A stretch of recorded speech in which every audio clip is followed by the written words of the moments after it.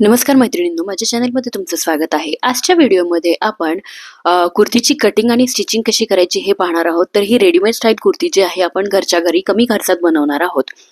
याकरता इथे मी फॅब्रिक जे घेतलेले आहे, मेन फॅब्रिक 2.5 मीटर फॅब्रिक घेतलेलं आहे, 1 मीटर लेस घेतलेली आहे आणि साधारण 2.5 मीटरच मी इथे अस्तर घेतलेलं आहे. तुमची कुर्तीची जी पूर्ण उंची आहे त्याच्यापेक्षा तुम्हाला 2 इंच कमी अस्तरची लेंथ घ्यायची आहे किंवा अस्तरची उंची घ्यायची आहे.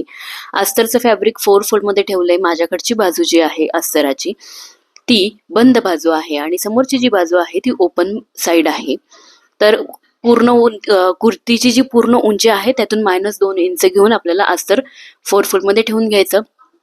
त्यानंतर सर्वात आधी आपल्याला काय करायचं आहे, वरच्या बाजूला शोल्डरचं मेजरमेंट टाकून घ्यायचं आहे. शोल्डरचं मेजरमेंट घेताना इथे जे आहे मी 7 इंच शोल्डरचं मेजरमेंट घेतलेलं आहे आणि आमोलसाठी मी ते 7.5 इंचावरती मार्किंग केलेलं आहे. तुमचं जे पण पूर्ण शोल्डर आहे तुम्हाला इथे घ्यायचं आहे. जर तुमचा गळा जो आहे डीप नसतील तर तुम्ही जे पूर्ण शोल्डर आहे त्याला डिवायडेड बाय 2 करायचं आहे. सेम 7 इंचाचा असा जो आहे व्यवस्थित बॉक्स आपला जो आहे ते तयार झालाय. आता आपल्याला जी शोल्डर लाईन आहे ती आमोल लाईनला कनेक्ट करून घ्यायची आहे दाखवल्याप्रमाणे. ही जी कुर्ती आहे आपण रेडीमेड स्टाईल बनवत आहोत. अगदी फिटिंग नसणार आहे ह्या कुर्तीला आणि रेडीमेड कुर्ती जशी दिसते त्याच पद्धतीची ही कुर्ती आपण बनवतोय. तर पहा, शोल्डर पासून खाली सगळ्यात आधी आपल्याला मेजरमेंट घ्यायचं आहे की वेस्टचं मेजरमेंट किती, हिपचं मेजरमेंट किती, त्या पद्धतीने. तर पहिल्यांदा इथं पहा की पूर्ण तुमची चेस्ट राऊंड जो आहे तो मोजून घ्यायचा आहे. पूर्ण चेस्ट राऊंड आहे 40 प्लस त्याच्यामध्ये 2 इंच घेतलेलं आहे मी लुझिंग. तर 42 इंच लुझिंग सह घेतलं आणि त्याला भागिले 4 करून घेतलं. तर काय करायचं, तुम्हाला जर जमत नसेल तर 40 जे आहे चेस्ट आहे प्लस 2 इंच लुझिंग म्हणजे 42 इंच टेप डबल फोल्ड केला. आता परत एकदा फोल्ड करून 4 फोल्ड मध्ये टेप ठेवून घेतला आणि जे पण मेजरमेंट येतात त्या पद्धतीने मार्किंग करून घेतलं. आता पुढे यामध्ये साधारण 1.5 ते 2 इंच तुम्हाला काय करायचे, मार्जिन ऍड करायची. आता शोल्डर लाईन पासून खाली तुम्हाला काय करायचं आहे की हिपचं मेजरमेंट घ्यायचं आहे. तुमचा साईड कट किती इंचावरती आहे त्या पद्धतीने. तर मी ते 22 इंचावरती मार्किंग करून घेतलेलं आहे. स्टँडर्ड साईज ही 21-22 या पद्धतीने मार्किंग करतात. तुमची उंची कमी असेल तर त्या पद्धतीने तुम्ही कमी जास्त कट साईज करू शकता.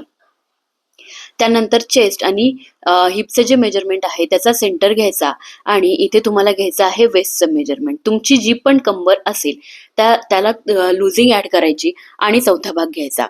तर पहा, अशा पद्धतीने जी पण तुमची कंबर आहे ती मोजून घ्या आणि त्याचा चौथा भाग तुम्हाला घ्यायचा आहे. आणि यामध्ये देखील आता काही जणांचं कसं असतं की पोटाचा घेर जो आहे मोठा असतो, तर इथे देखील तुम्हाला 2 इंच लुझिंग ऍड करूनच मार्किंग करायचं. तर मी वेस्टसाठी इथे साधारण 9.5 इंचावरती मार्किंग केलं. आता इथे हिपचं मेजरमेंट आहे 44 इंच भागिले तुम्ही 4 केलं तर 11 इंच मिळतं.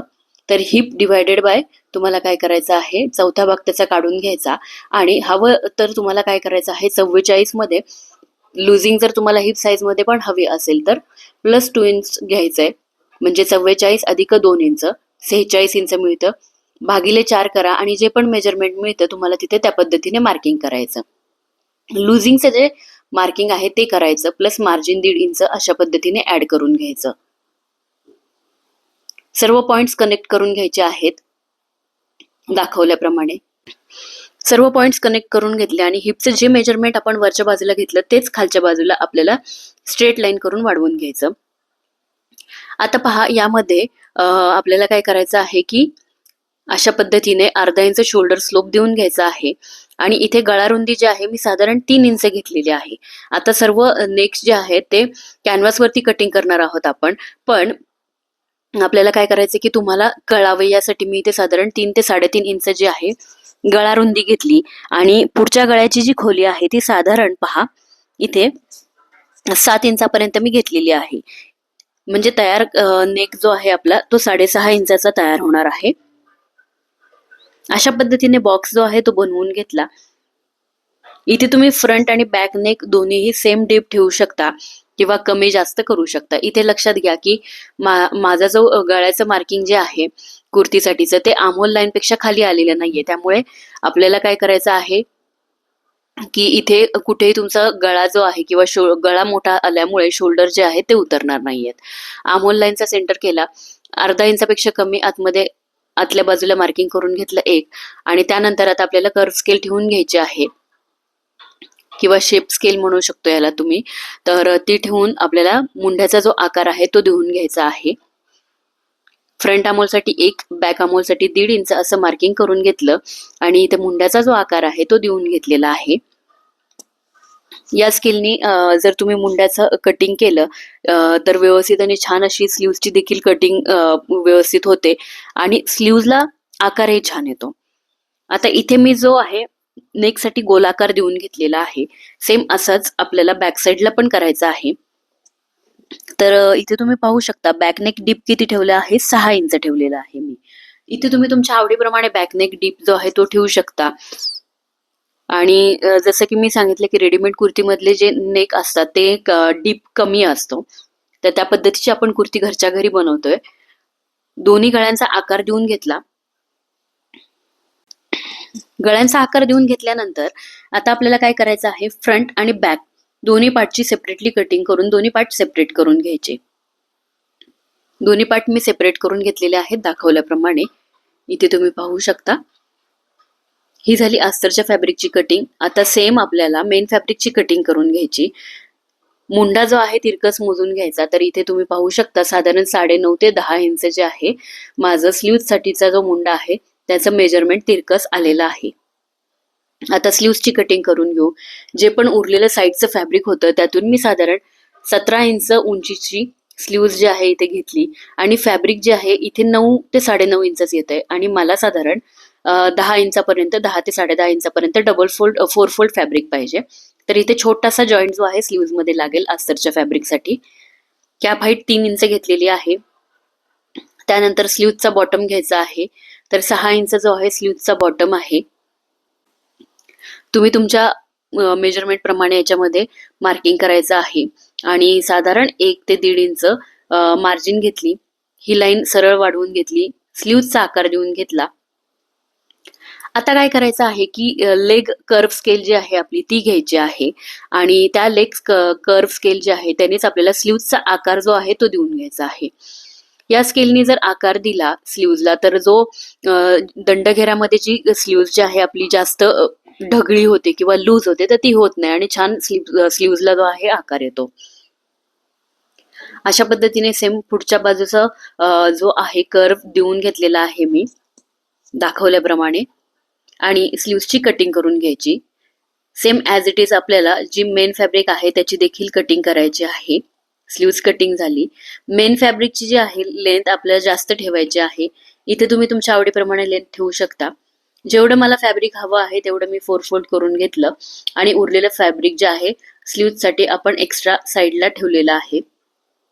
नेहमी घेताना इथे ज्यावेळी मेन फॅब्रिकची कटिंग करतो त्यावेळी बॅक पार्टच घ्यायचा आणि बॅक पार्टनेच कटिंग करून घ्यायची आहे. लेंथ बघा इथे कुर्तीची जी लेंथ आहे मी साधारण इथे 44 इंच घेतलेली आहे. सर्व फॅब्रिक पिनने सिक्युअर करून घेतलं. हे पहा मेन फॅब्रिक आहे त्याला आतल्या बाजूने अस्तर जे आहे ते ठेवून पिनने सिक्युअर करून घेतलं आणि अस्तर अटॅच करून घ्यायचं.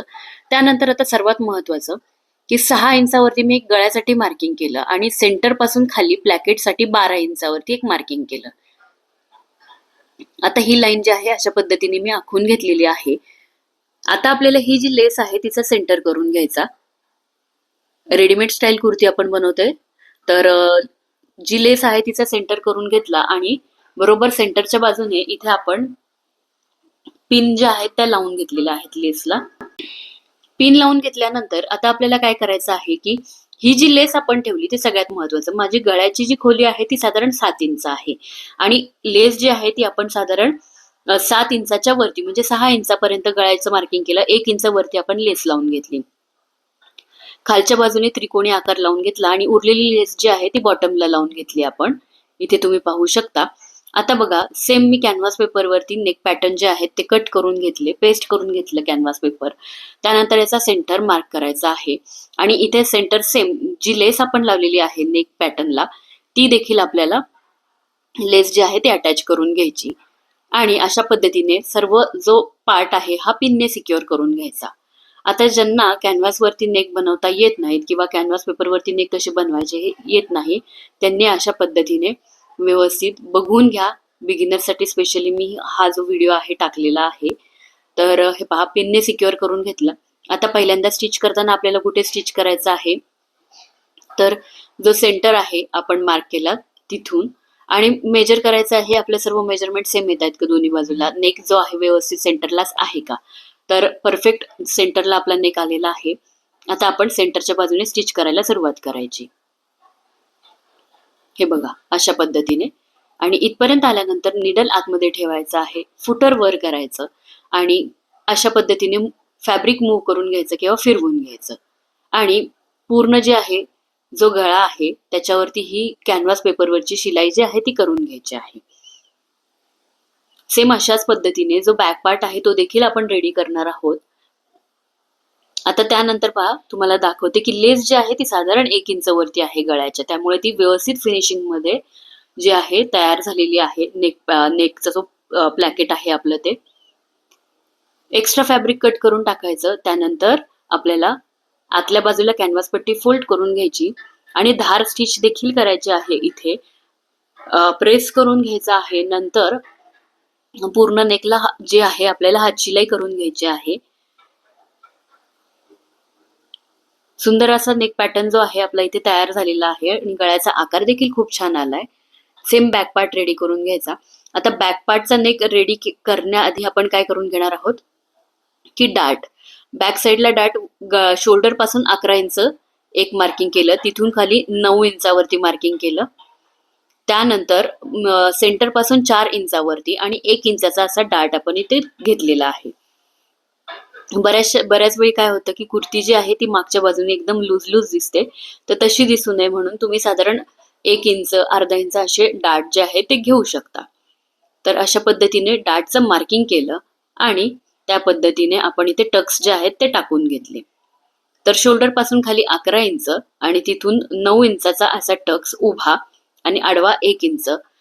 आडवं जे अंतर आहे ते साधारण 4 इंच मी इथं घेतलं. त्यानंतर आपल्याला काय करायचं आहे, स्लीव्ज अटॅच करून घ्यायची आणि हिप साईजचं जिथे आपण मार्किंग केलेलं आहे हे पहा अशा पद्धतीने इथपर्यंत डबल स्टिच करून घ्यायचं फॅब्रिक. त्यानंतर साईड कट फोल्ड करून घ्यायचे.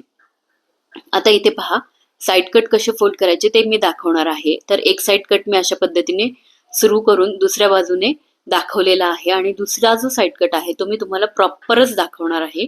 जे बिगिनर्स आहेत त्यांच्यासाठी व्यवस्थित असं डबल फोल्ड फॅब्रिक करून घ्यायचं आहे. फिटिंग केल्यानंतर जेवढं पण फॅब्रिक आहे तेवढं,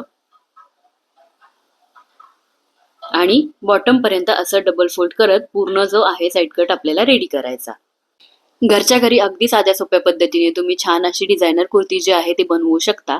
तर हे बघा, हा जो आहे ह्या बाजूने एक साईड कट जो आहे आपला इथे तयार झालेला आहे. आता दुसरी बाजू जी आहे ती बघायची, लेवल बघून घ्यायची आहे, व्यवस्थित आहे का, फॅब्रिक कुठे कमी जास्त नाही हे चेक करायचं. मी पिन लावून घेतली त्या कटला. आता त्यानंतर एक्स्ट्रा जे फॅब्रिक आहे अस्तरपेक्षा ते कट करून घ्यायचं आहे, जेणेकरून आपले जो साईड कट आहे तो सेम साईजचा तयार व्हावा. तर पहा, जसं मी इथे मार्किंग केलंय त्याप्रमाणे, आणि इथे वरच्या बाजूला देखील आपल्याला फिटिंगची शिलाई बघायची. इथे जेवढं फॅब्रिक फोल्ड होतंय तेवढंच फॅब्रिक खालीपर्यंत आपल्याला फोल्ड करायचंय. बिगिनर्ससाठी स्पेशल तुम्ही पिन लावून घ्या किंवा तुम्ही इथे एक एक हातशिलाई जरी टाकून घेतली फास्टमध्ये, धावता दोरा म्हणू शकतो आपण, तरीही चालणार आहे. आणि त्यानंतर मशीनवरती तुम्हाला जो आहे साईड कट फोल्ड करायचा आहे. तर हे पहा, पूर्ण फॅब्रिकला मी इथे अशा पद्धतीने पिन्स ज्या आहेत त्या लावून घेतलेल्या आहेत बॉटम पर्यंत, आणि आता मी इथे शिलाई करायला सुरुवात करणार आहे. व्यवस्थित असं हे फॅब्रिक जे आहे पकडायचं आहे आणि स्टिच करायला सुरुवात करायची. सगळीकडे जो मार्जिन आहे वरपासून खालपर्यंत सेम मार्जिन यायला हवी किंवा सेम जे आहे साईज जे आहे कटची यायला हवी. तर इथपर्यंत आल्यानंतर आता पहा, इथे आलेलं थोडंसं अर्धा इंच थोडं वर घ्यायचं आहे. त्यानंतर निडल तसंच ठेवायचं आतमध्ये. फुटर जे आहे आपल्याला वर करून फॅब्रिक फिरवून घ्यायचं आणि त्यानंतर इथे लॉक करायची आहे शिलाई डबल. त्यानंतर परत फॅब्रिक मूव्ह करून घ्यायचं आणि आपल्याला खालीपर्यंत जो दुसरा साईड कट आहे तो देखील फोल्ड करून घ्यायचा. खूप साध्या सोप्या पद्धतीने सुंदर असा जो आहे ड्रेस मी इथे बनवलेला आहे आणि तुम्ही देखील नक्की ट्राय करा. असेच वेगवेगळे व्हिडिओ मी तुमच्यासाठी घेऊन येणार आहे. तर मैत्रिणींनो, सुंदर अशी कुर्ती जी आहे ते तयार झालेली आहे आणि मी घालून पण दाखवलेली आहे. व्हिडिओ कसा वाटला आहे कमेंट्स करून नक्की कळवा. चॅनलला लाईक करा, शेअर करा आणि सबस्क्राईब करा. खाली दिलेल्या बेल आयकॉनवरती क्लिक करा, म्हणजे येणाऱ्या प्रत्येक व्हिडिओची नोटिफिकेशन तुम्हाला नक्कीच मिळेल. पुन्हा भेटूया अशाच नवीन व्हिडिओसह.